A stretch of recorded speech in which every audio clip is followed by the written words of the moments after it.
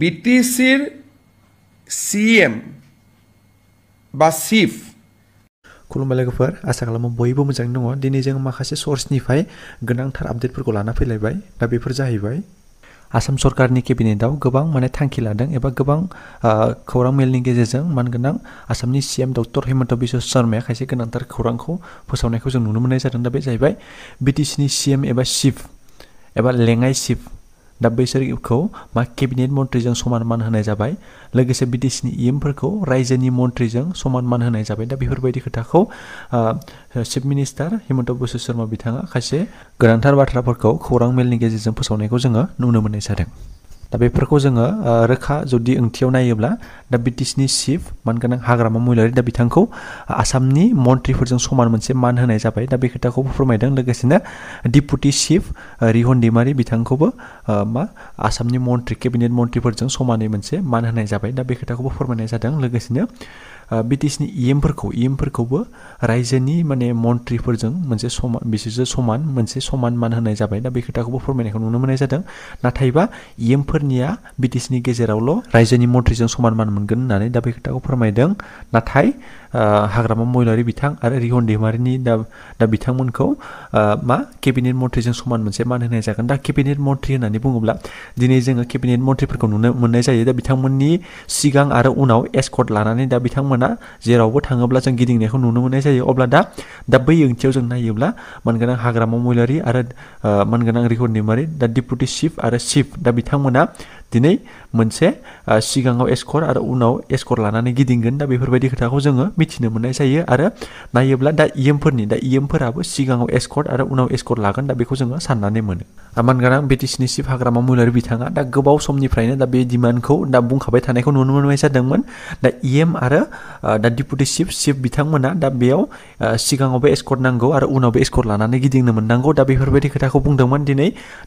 आसाम सरकारा बे खोथाखौ गनायनानै दिनै गनायथि होनायखौ जोङो नुनो मोननाय जादों मानगोनां बिटिसिनि चिफ हाग्रामा महिलारि बिथाङा मोनसे खौरां मेलनि गेजेरजों दा बेखौ फोसावनायखौ नुनो मोननाय जादों दा बिटिआर गोरोबथानि दफाखौ जाय बिटिआर गोरोबथा खालामदों बिसोरसो मावफुंगोन दा बेफोरबायदि खोथाखौ बुंदों लोगोसे आं बिटिसि गोरोबथाखौसो मावगोन दा हाग्रामा महिलारिया बेखौ बे बाथ्राखौ रोखा खालामना होदों दि दा बिथाङा बिटिसिनि गोरोबथाखौसो मावगोन दा बिटिआरनि गोरोबथाखौ जाय बिथांमोना बिटिआर गोरोबथा खालामदोंमोन एबा बिटिआर एकर्ड खालामदोंमोन दा बिथांमोनानो दा बै बिटिआर एकर्डखौ मावफुंगोन होननानै दा बिथाङा खौरां मेलनि गेजेरजों फोरमायथिनायखौ जोङो नुनो मोननाय जादों मानगोनां बिटिसिनि चिफ हाग्रामा महिलारि बिथाङा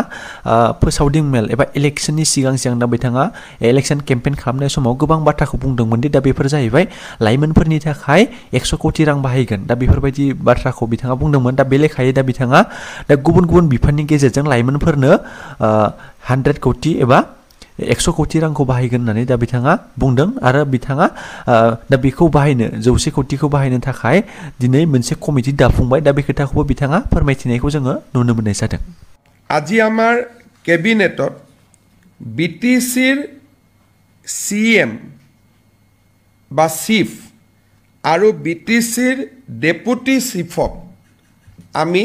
কেবিনেট মন্ত্ৰীৰ মৰ্যাদা প্ৰদান কৰিবৰ বাবে সিদ্ধান্ত গ্ৰহণ কৰোঁ এইটো আগতেও আছিলে এইটো নহয় যে প্ৰমোদ বড়ো নাছিলে কিন্তু আগতে অকল চিফজন কেবিনেট আছিলে মৰ্যাদা আছিলে কিন্তু বিটিসি একৰ্ডত লিখা আছিলে যে আমি চিফকো কেবিনেট দিব লাগিব আৰু ডেপুটি চিফকো কেবিনেট দিব লাগিব আজি সেই সিদ্ধান্তটো কেবিনেটে অনুমোদন জনায় প্যাৰেলেলি বিটিসি যিসকল এক্সিকিউটিভ মেম্বাৰ হ'ব উইদিন দ্য বিটিআৰ বাহিৰত নহয় উইদিন দ্য বিটিআৰ তেওঁলোকে ৰাজ্যিক মন্ত্ৰীৰ মৰ্যাদা পাব বিটিসিৰ 5খন জিলাৰ ভিতৰত তেখেতসকলে ৰাজ্যিক মন্ত্ৰীৰ মৰ্যাদা পাব আজি কেবিনেটে তাত অনুমোদন জনায়